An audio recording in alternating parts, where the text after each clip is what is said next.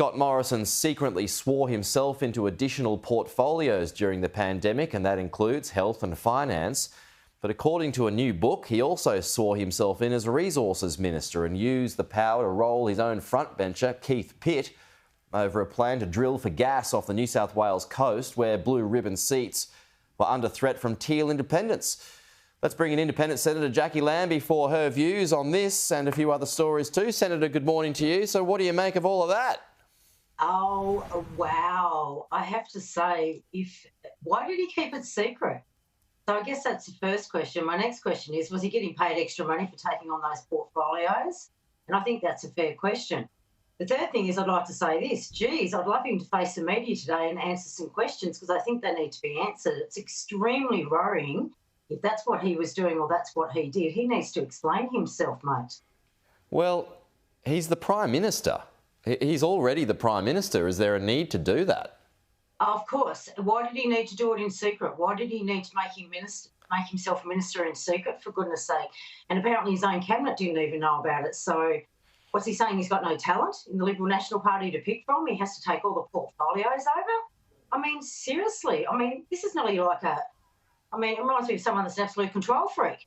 Seriously, it's got to be asked, and he needs to front the media today and explain himself, and he needs to do that, like, now. Already word from Anthony Albanese this morning that he's investigating legal options. Is that the right thing to do? Absolutely. I'd like to know whether he's allowed to do, whether Scott Morrison was allowed to do, whether he's Prime Minister or not, mate. There's certain... you've got certain parameters you've got to work within. Was it legal, but what he did? But once again, why all the secrecy around it? If he thought he was the best person for the job, why wasn't he out there in the opening? Why wasn't he out there in the open actually telling people why he was doing it, why he believed he was the best person for the job? Not just the public, but his own people, his own party. Yeah, well, it's all part of a new book. Are you going to read it? Yes, mate, I do flick through their books. It's the right thing to do. I flick through, see if I've missed anything. I like to see what they've been up to in their past. I'll have a flick through it, no doubt about that. OK, speaking of former Prime Ministers, Malcolm Turnbull this morning says he does support an Indigenous voice to Parliament. This is a backflip because he said when he was in power that it would be a third chamber. What do you make of that change of heart? I'm surprised that he's had a change of heart without much detail attached to how they're going to do the voice of Parliament. And I think that's what all of us are concerned about. We'd all love to see a voice to Parliament. What does that look like?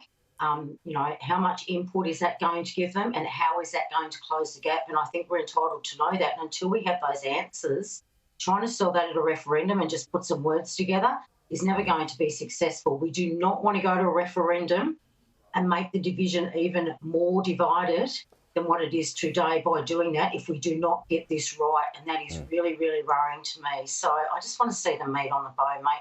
What is that? If it is a third chamber, ATSIC, we've still got horrible nightmares about ATSIC and how it ran and that it did not do well.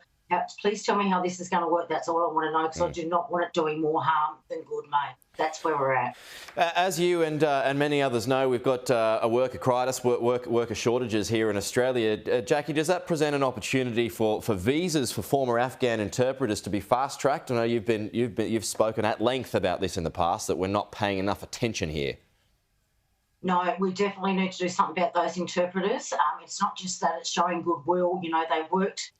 They worked with our men and women over there in a war zone. They were promised that they will be able to get visas at the end of that. That has not occurred. So when we go into a war zone in the future and we promise them that, if you work with us, we'll make sure that you're looked after, we have not finished that job off. Those guys need to be brought back here as quickly as possible. We're seeing what is going on right now in Afghanistan and it is not pleasant.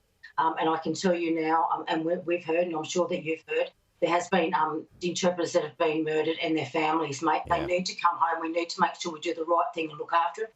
And it's the guilt. It's the guilt that our own veterans are carrying around. They're already running around with PTSD, with physical and psychological injuries. Please take that pain off them and bring those interpreters back here so they can get on with their lives without living in fear. All right. It's the Independent Senator Jacqui Lambie there, Senator. Thank you. We'll talk to you again next week.